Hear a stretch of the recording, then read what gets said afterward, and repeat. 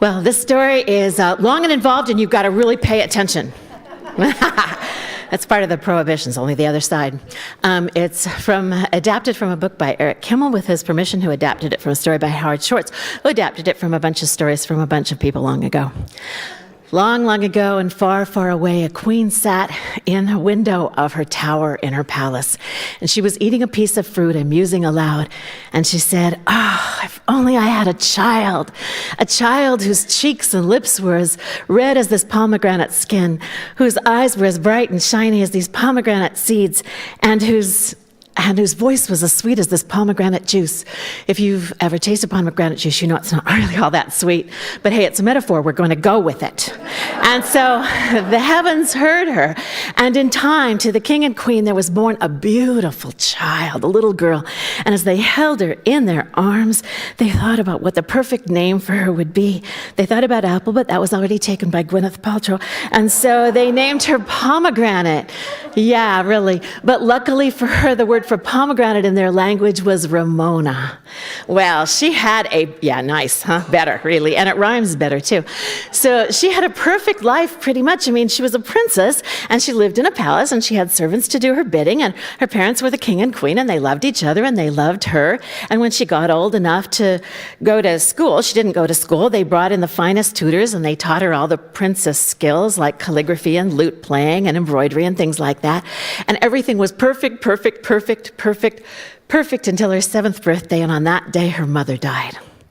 And as her mother lay in her deathbed, she called Rimonah to her and she said, "Rimonah, my child, I must leave you, but I will protect you from beyond the grave if I can." And so her mother took a crystal vial and she pricked her finger and she pressed several drops of her own blood into the vial. And you know how many she pressed, right? How many drops? Come on. 3, right. Marilyn Ruzick says that you're very sophisticated story listeners, and so I knew that you would know the answer to that and several other things that are coming up. Then she hung it around Rimonah's neck on a silver chain, and she died. And everything changed. Because the king, well, he wept and mourned and wept and mourned and wept and mourned, and he vowed that he would never marry again. However, in a neighboring kingdom, there was a sorceress. She was very powerful, so powerful that people said that she could cause an otherwise perfectly healthy person to sicken and die. Yeah. And she was beautiful, but evil. And she had her eye on the king, who was now suddenly and unexpectedly for most people available. 3 days later, she turned up on the front steps of the palace with a cake. It was for the king. It was sort of an act of compassionate service. It was heavy with fruits and nuts and dates and soaked in a sweet honey syrup. And she said, "Oh, take a bite. I made it myself." Well, the king took one bite, and as he did, well, his power began to shrink and shrivel, while the power of the evil sorceress began to grow and flourish like a weed. Within 2 weeks, they were married, and the evil sorceress moved into the palace, lock, stock, and barrel, or in her case, lock, stock, and magic trunk. And the magic trunk was really cool. It had a lot of magic stuff in it, but one of the most interesting was a magic porcelain bowl. And the magic of the bowl was if you filled it with water, a face of a genie would appear on the surface of the water, and you could ask the genie questions and it would answer them. And the thing about that was that the genie would always tell the truth, even if, well, especially if it might cause trouble. And so one day, the evil sorceress queen, she was bored. This is not good. And so she got out her magic porcelain bowl. She filled it with water. The face of the genie appeared. And she said, you know this, she said, "Magic genie at my command." Exactly. And the genie with kind of a smirk said, "Thou, O queen, art fair, 'tis true, but Rimonah is fairer than you." She's a child. Look at her, she's gorgeous. Well, the queen called her huntsman in and said, "Take that child out into the desert and don't return until you can bring me proof positive of her death." So Rimonah and the huntsman were soon on their horses, and they were riding out into the desert.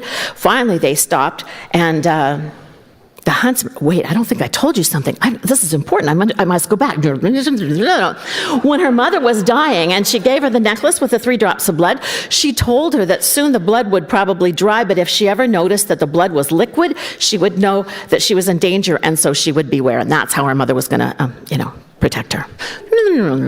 Well, so the huntsman was helping her down from the horse. She happened to notice in her necklace that the blood was liquid again, and she looked up at the huntsman and said, "You're going to kill me." He said, "Oh, alas, child, those were my orders." She said, "Oh, do not do this wicked deed.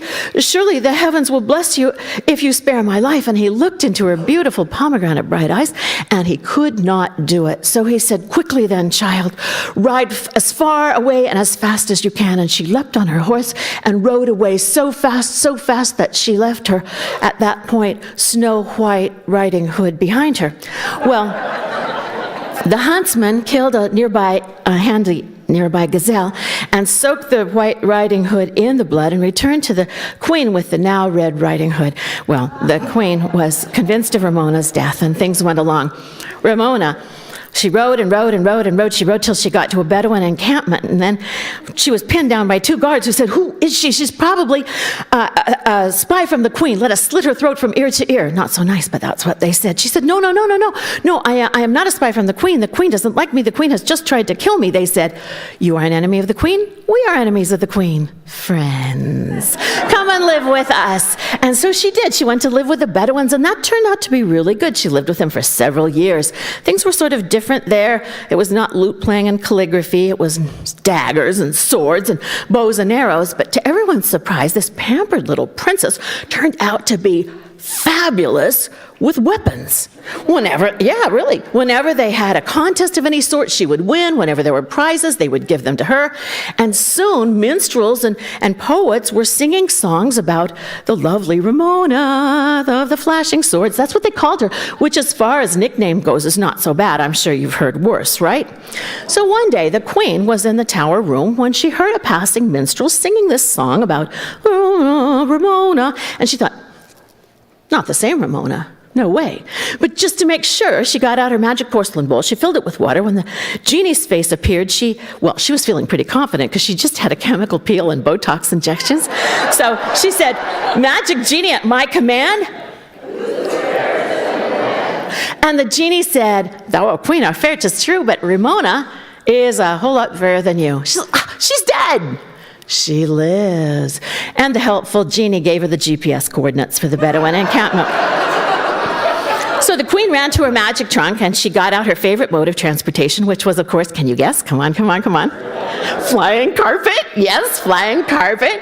And a little something for Rimonah. It was a necklace carved out of amber, and the pendant was a scorpion, life-size and really lifelike. And the cool thing, well, the sinister thing, I guess, it depends on your point of view, right? From the queen's point of view, it was cool.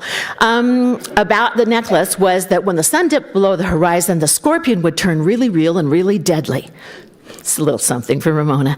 So she swept across the desert on the flying carpet. She got to the Bedouin encampment. It was the moon of the new lambs, and it was the custom among the Bedouins that all of the eligible young women, which Rimonah was after several years there, would put a basket out by their tent, and all the young men would put gifts in the baskets of the girls they liked. And then, of course, the next afternoon, all the girls would get together and compare gifts and speculate on their suitors and stuff.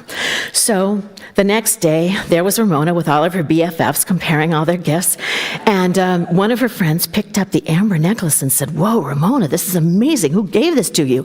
And she said, "Oh, do you like it? I really think it's kind of creepy, but if you like it, you can have it." And so she put the necklace over her friend's head, and then a bunch of things happened almost simultaneously. But because storytelling is linear rather than simultaneous, I'm just going to have to give you the illusion of that by saying them really, really fast. So the sun dipped below the horizon, the scorpion turned real. Rimonah saw that her necklace, the blood was red, and so she snatched the necklace from her friend's neck, and she threw it on the ground and stomped on it till it was dead. How did that work for you? I don't think it was fast enough, huh? I'm going to work on that. Anyway, they were all a little bit shaken by that. Her friend said, "Wow, Rimonah, whoever gave you that necklace meant to kill you." "I know," said Rimonah. "Whoever gave you that necklace will probably try again." "I know," said Rimonah. "You're not safe here." "I know," said Rimonah. And so for the second time in her young life, she found herself riding through the desert on a horse with no name. Truly, there's no name. And she rode and rode. She rode until she got to the foothills, and there she saw a cave. The cave entrance was blocked by a large rock, but she could tell from footprints and hoofprints that people had been around there. And feeling pretty confident, remember all those awards, she leapt down off her horse and singing a verse of "I am woman, hear me roar," she pushed her hands onto the rock and she pushed, and it didn't budge. She thought, I'm going to have to rethink this whole thing. So she hid in some bushes and waited for something to happen.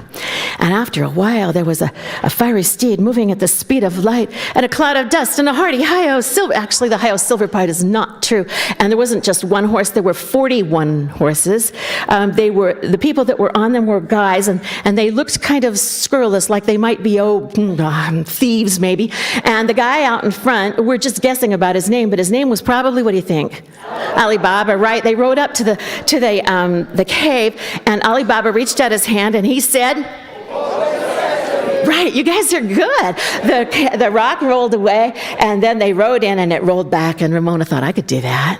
So the next morning when they rode out, she tried it. Open sesame, it worked. She rode in, she left her horse in one of the 40 identical stalls.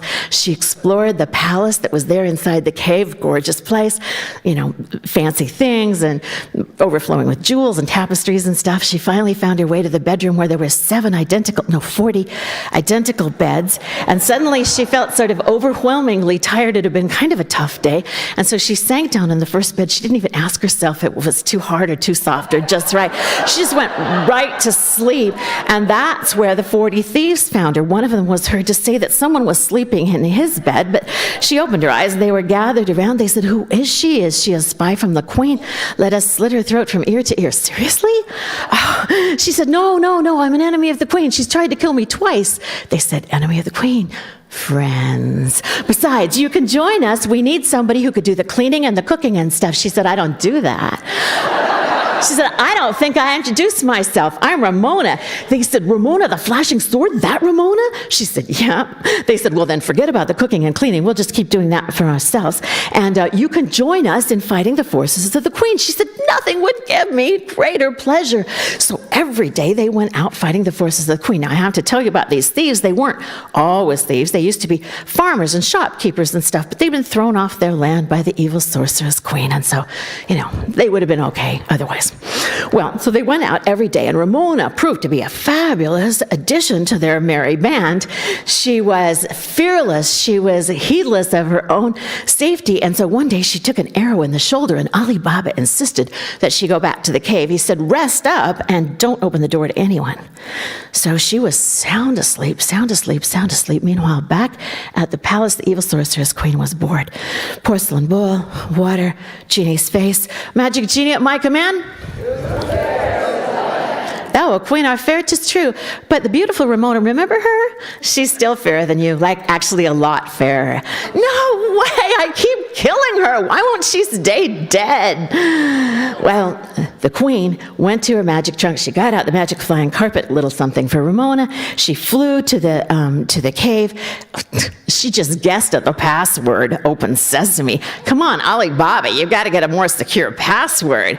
Pretty soon she was in there. She found the locked door. She knocked on the door. Rimonah was so asleep. She said, who is it? Oh, one of your 40 companions. Oh, I can't open the door. What do you want? Well, hey, we were out pillaging and we found this cool ring. We thought you might want it. Oh, just roll it under the door. So a ring came rolling under the door, and if Rimonah had been paying attention, she would have noticed that the blood was liquid in her necklace, but she wasn't paying attention. And so she picked up the ring, slipped it on her finger, and fell into a death-like trance. That's where they found her. They said, she's dead. What are we going to do now? And one of the 40 thieves said, she's dead. We got to bury her. And one of them said, she doesn't look dead. Another one said, touching her cheek, she doesn't feel dead. Another one helpfully said, she doesn't smell dead. I said, we can't bury her. And so they ordered the fairy tale special, the magic coffin, see-through glass coffin, 2-day delivery, free delivery, Amazon Prime. It came really fast. They put her in it. They put a guard around 24/7. Now, it just so happened that a few days later, there was a prince who'd been thrown off his land by the evil sorceress queen as well. We don't know his name, but I think we'll call him Omar. Why not? He was wandering in the desert. He saw the cave. He guessed at the password. Alibaba, hello, change your password. He went in, he saw a beautiful woman, the most beautiful woman he'd ever seen, there in a glass coffin. He didn't happen to notice the 40 guys with daggers, and so he just ran over, lifted up the corner of the coffin, and kissed her. And then he was pinned to the ground by 40 guys with daggers who said, "How dare you defile our sister in this way? Let us slit his throat from, ear to ear." And then they heard a voice that said, "Don't kill him, I want to marry him." They said, "Rimonah, you're alive." She said, "Yes, I was always alive. I was just under a terrible spell. I couldn't move and I couldn't speak, but I could dream, and my dreams were all of him." Well, they may have been hardened thieves, but they all went, "Ah." Yeah, good. And so Rimonah and Omar were married, not much of a honeymoon, because they decided this was the final push to overthrow the evil sorceress queen. And so they marched out of the cave, Alibaba, the 40 thieves, Omar, Rimonah, across the desert, all chanting, "Occupy, occupy, occupy." And every time they came to a village, all the people joined in, and pretty much by the time they got to the palace, well, all of the palace servants joined them too, and they all began to say, "We are the 99%. Well, the queen looked around. She realized it was pretty much evil sorceress queen versus everybody else. And even for her, those seemed like bad odds. So she ran up the stairs to the tower room. She got out the magic carpet, and she'd just gotten aboard and was heading for the window when Rimonah burst through the door with her sword upraised, saying, "Stop right now." "I don't think so, sweetheart," said the evil sorceress queen, and she flew out the window. In her haste, however, she'd forgotten the magic porcelain bowl. Rimonah got it. She threw it out the window. It smashed into 1,000 pieces in the courtyard below. And when the bowl broke, the power of the evil sorceress queen broke too. The whole thing began to unravel. And sadly for her, the unraveling began with the magic flying carpet. Soon pieces of yarn and trimming were raining down on the courtyard below, followed by the evil sorceress queen. Well, they looked around the palace. They found Rimonah's father in a dungeon. He said thanks for liberating him, but he didn't actually want to be king anymore. And so Rimonah became the queen, and Omar became, don't say the king, prince consort. And Alibaba stayed on as sort of a combo secretary of state and head of the armed forces. The 40 thieves made themselves useful around the palace, and everyone except the evil sorceress queen lived happily ever after. Thanks.